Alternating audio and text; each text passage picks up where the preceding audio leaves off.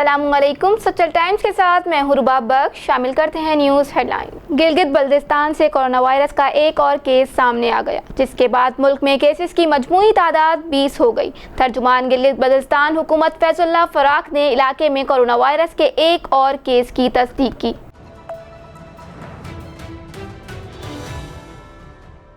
कराची सिंध हुकूमत ने मुल्क में कोरोना वायरस के केसेस बढ़ने का जिम्मेदार तहरीके इंसाफ की वफाकी हुकूमत को ठहरा दिया।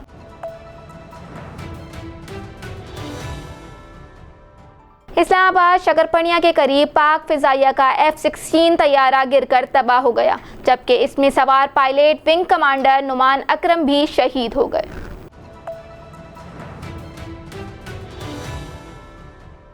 कराची वज़ीर आला सिंध मुराद अली शाह ने कहा है कि सिंध में स्कूलों समेत तमाम तालीमी इदारों की छुट्टियों में इजाफे से मुताल्लिक फैसला 1-2 दिन में कर लेंगे।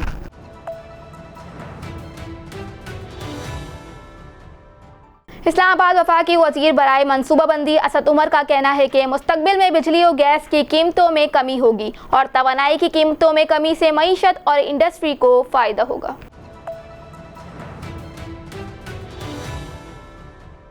इस्लामाबाद इंसदाद दहशतगर्दी की अदालत में इमरान फारूक कत्ल केस हतमी मराहिल में दाखिल हो गया।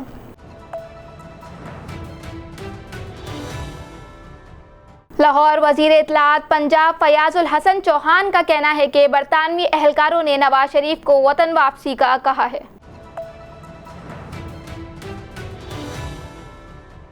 पाकिस्तान सुपर लीग PSL के दिफाई चैंपियन कोयटा ग्लेडिएटर्स के कप्तान सरफराज अहमद का कहना है कि PSL 5 में अभी तक अच्छी क्रिकेट नहीं खेल सके हैं।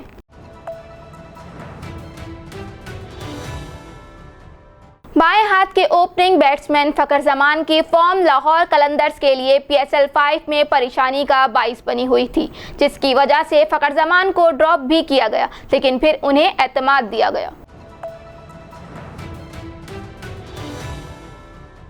समाजी राब्तों के मकबूल तरीन प्लेटफॉर्म फेसबुक ने स्टोरीज में नए फीचर्स की आजमाइश शुरू कर दी है, जिसमें फेसबुक स्टोरी को इंस्टाग्राम पर भी शेयर किया जा सकता है।